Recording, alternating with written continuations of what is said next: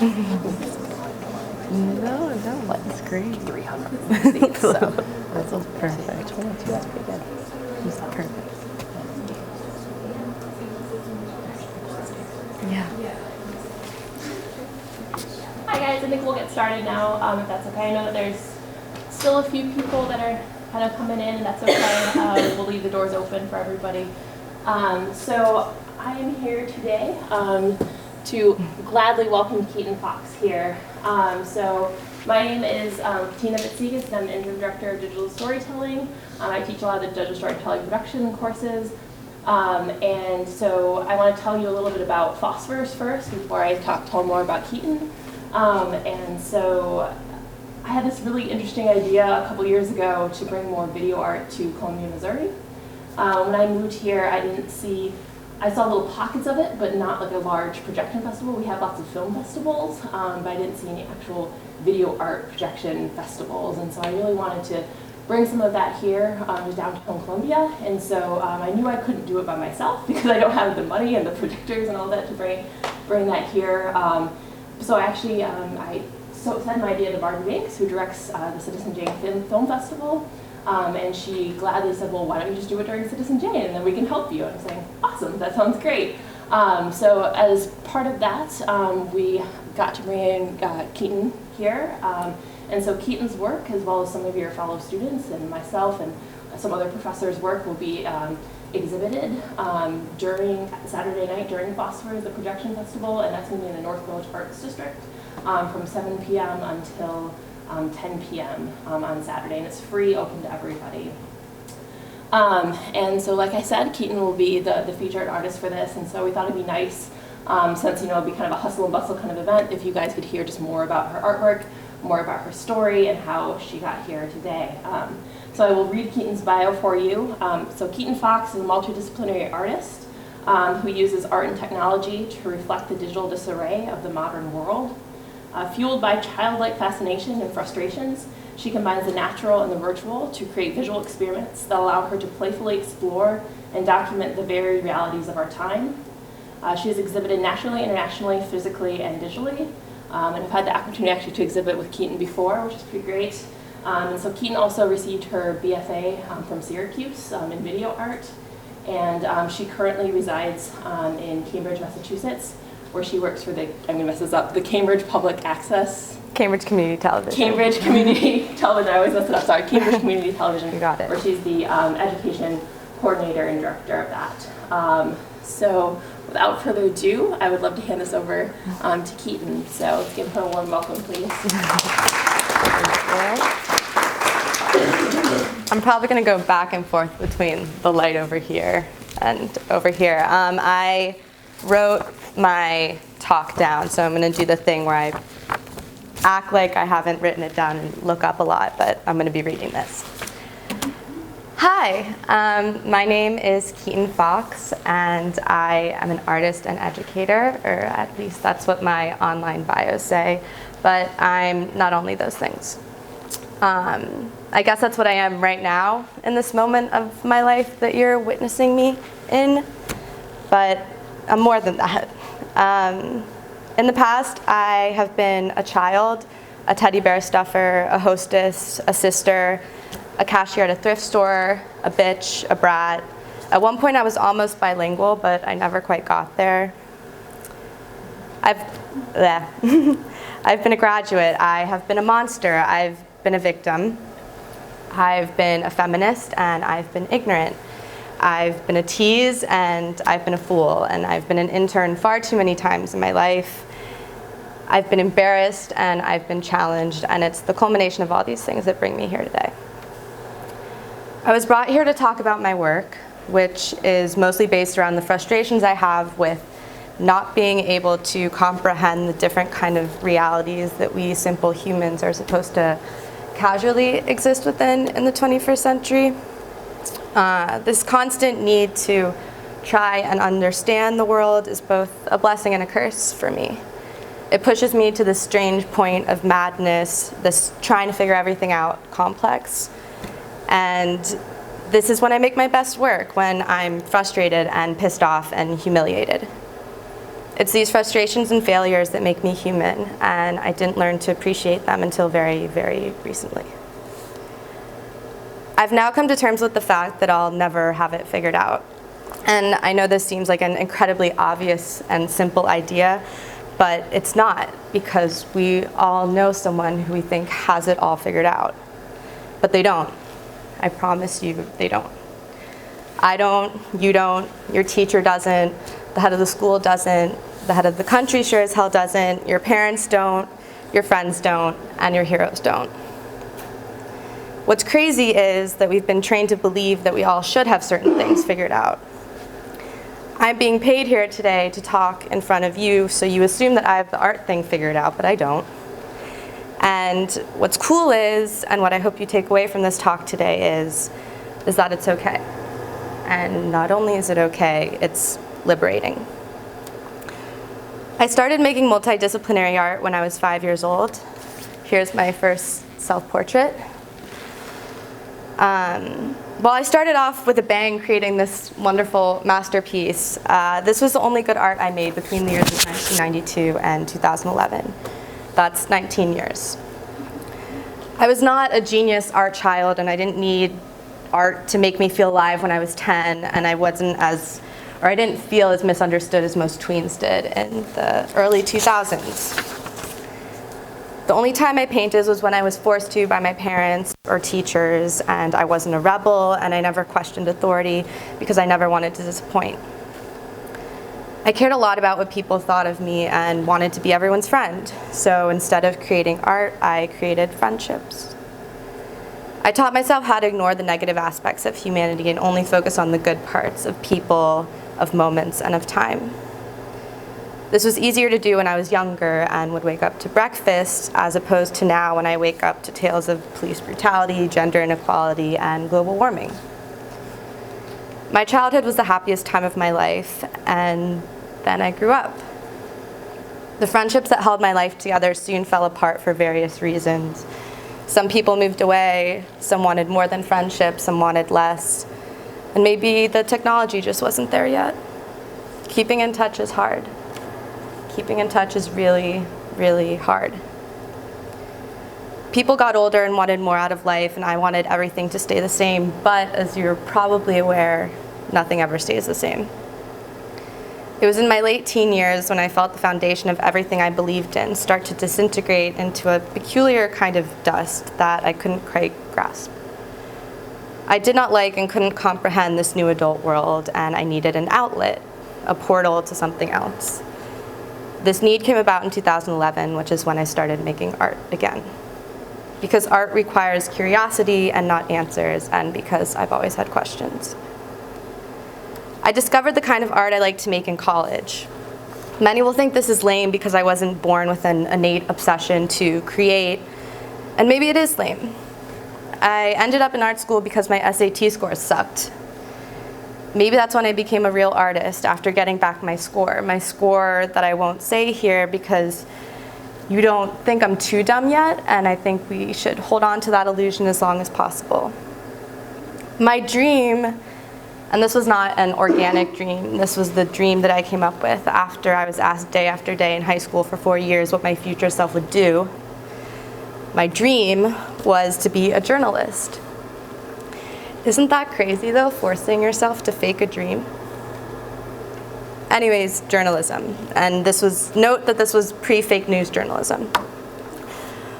So while I couldn't figure out how to find X on a standardized test, I was smart enough to know that I had qualities that would potentially make a great journalist. I was a decently attractive young white woman, so they would put me on TV. I was curious enough and dumb enough to put myself in extreme situations, all in the name of storytelling. The World Wide Web had opened my eyes to all the different kinds of experiences that people could have, and I wanted to touch them all. I wanted to explore the ups and downs and ins and outs of the wildest varieties of the human experience. I decided that I would build my life story around the story of others and would always be fascinated and would never be bored. So while I thought I had this dream nailed down, it turns out you do need to know how to find X. I didn't get into the journalism school. My grades were good, but my SAT scores, again, just horrific.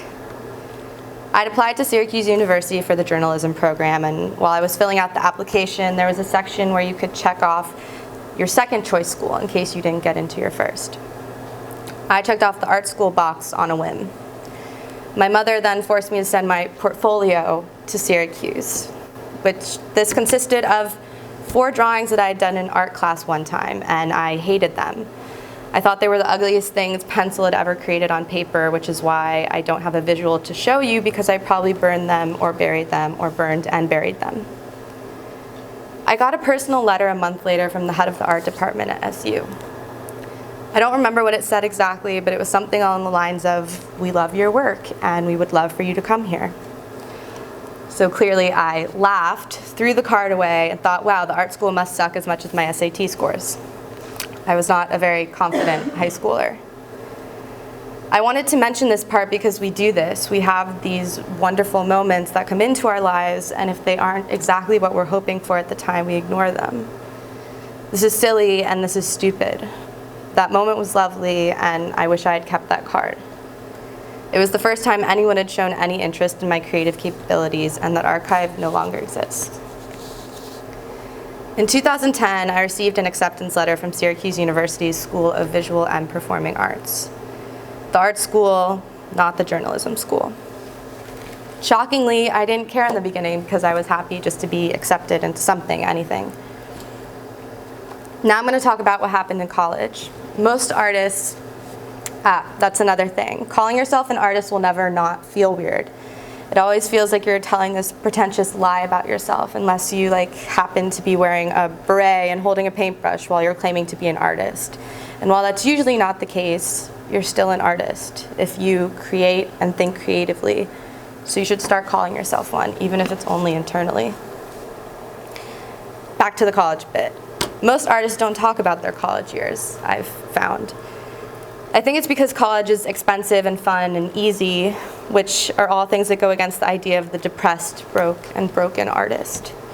In my experience, it's been taboo to talk about money in the art scene, which is ironic because most people who actually make it in the art world are already rich as fuck. This is a fact. I don't have statistical proof, but that's only because it doesn't exist, because that's how much people don't want to talk about it, but it's true. Anyways, college.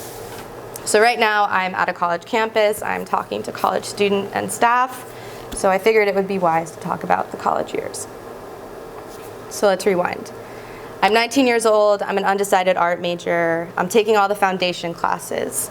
I'm bending metal and making wood carvings, but it feels more like I'm treading water, like I'm wasting time, waiting to get my grades up so that I can switch into the school where my actual future awaits. To make a long story short, I get the good grades and I enroll in my first journalism class, and I hate it. It was all logos and politics and commercialism. It was about finding the truth, and that's when I knew I wouldn't be a journalist, because I don't believe in truth. I'd been taking a lot of anthropology classes in the in-between, which helped put words to the thoughts I always had but never knew how to articulate. The main concept being that nothing can be completely right or wrong or good or bad, because everything's based on perspective.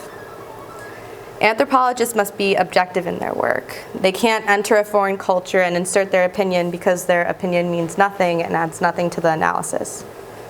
A good example of this is when Americans enter societies where a dog is an item on any given menu. Things that are considered normal or strange are things that humans made up, things like virginity and rituals and socioeconomic statuses, and they mean nothing, but they're interesting.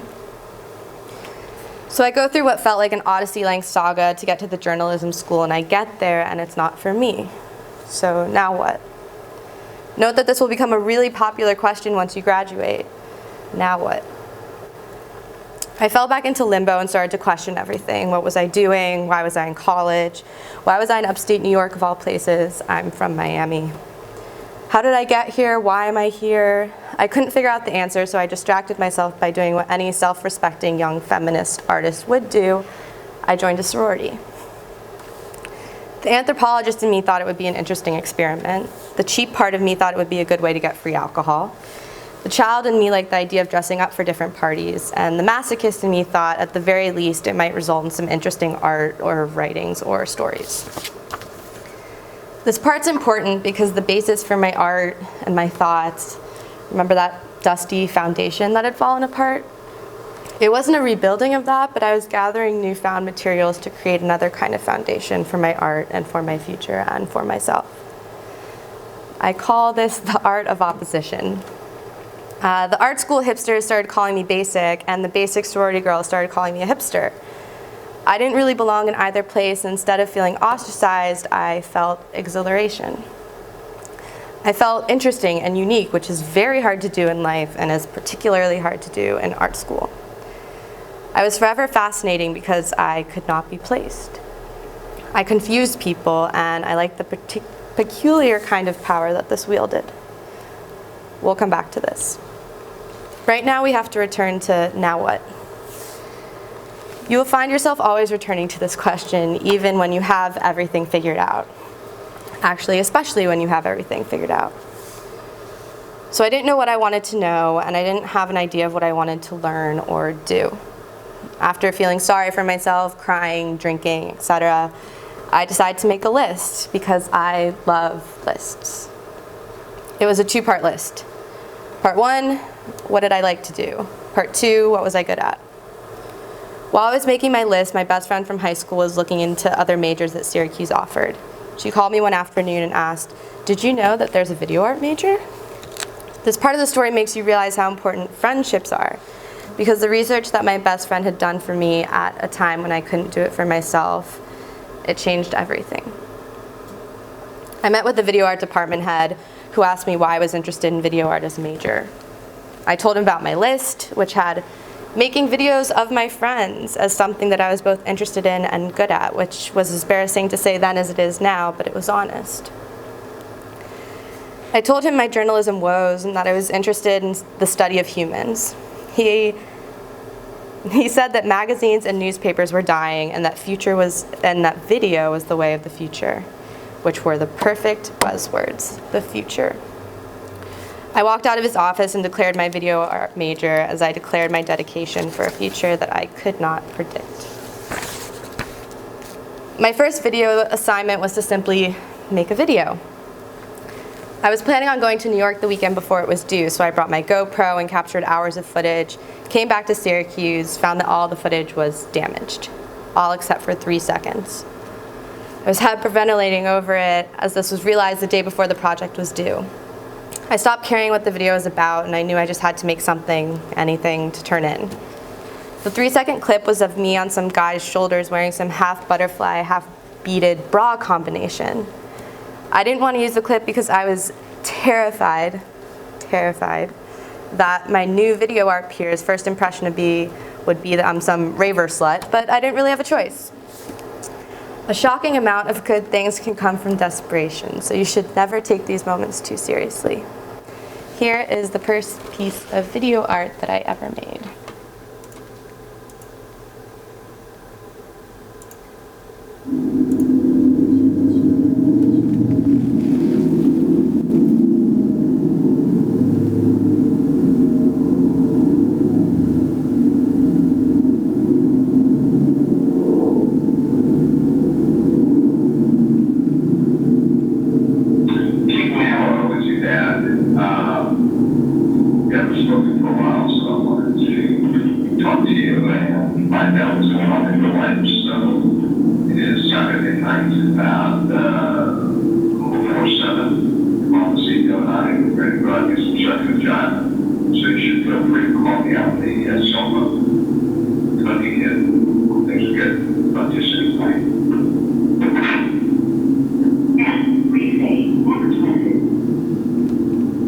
Keaton, hello. It's your father once again. I've been very back to you, and your mother advises some very troubling developments, not the least of which is that you are some music festival with one Zach. And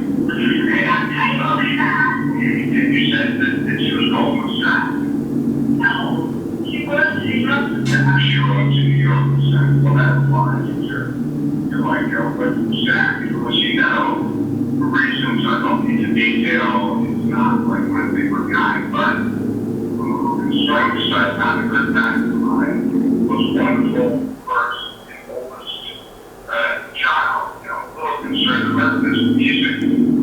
successful business. So you need to check in with your dad, mom, and I. And your mom? Yes, and your mom. And we are on our way out to dinner, but you've got the cell phone number, so we are really looking forward to hearing from you. And I hope your schoolwork is going very well, and the grades are going to be very, very good this first semester. And love you, thesis. You're like our favorite oldest child. And so that's the deal. So call us and love you, and we look ahead to the message to Keaton. No problem. Just call us. So, be there, please.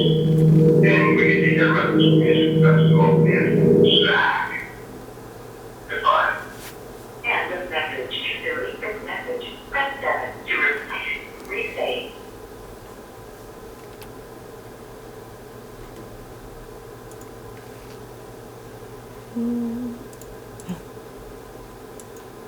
We'll go back to that. So I showed that.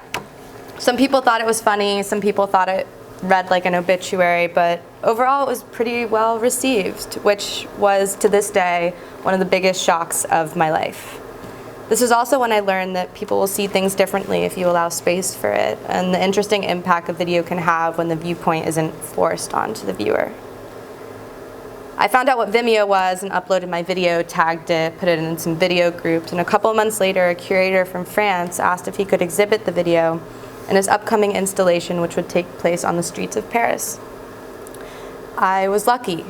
I had 2 incredibly positive experiences happen back to back, which gave me the courage and confidence to believe in the things I could create. And that feeling lasted about a year. That same year, I got mono, was depressed, and couldn't get out of bed most days, but somehow I was still making a ton of work. And I'm not one of those people who's really productive when they're depressed. I don't start exercising and cleaning.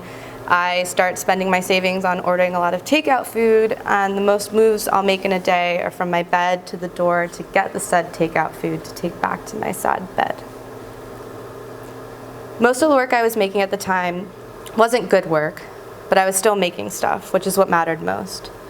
We'll get back to this because simply creating is the most important part of being an artist. In the midst of making all these brilliant and shitty videos that varied in theme, tone, range, and subject, I was lucky enough to get the opportunity to study abroad in Australia. I couldn't get a work visa for the time I was there, so I put my energies into getting an internship or hopefully volunteering somewhere cool. I contacted 10 different art institutions, video production companies, anything that had the word video or art in their about section online, and guess what? No one got back to me.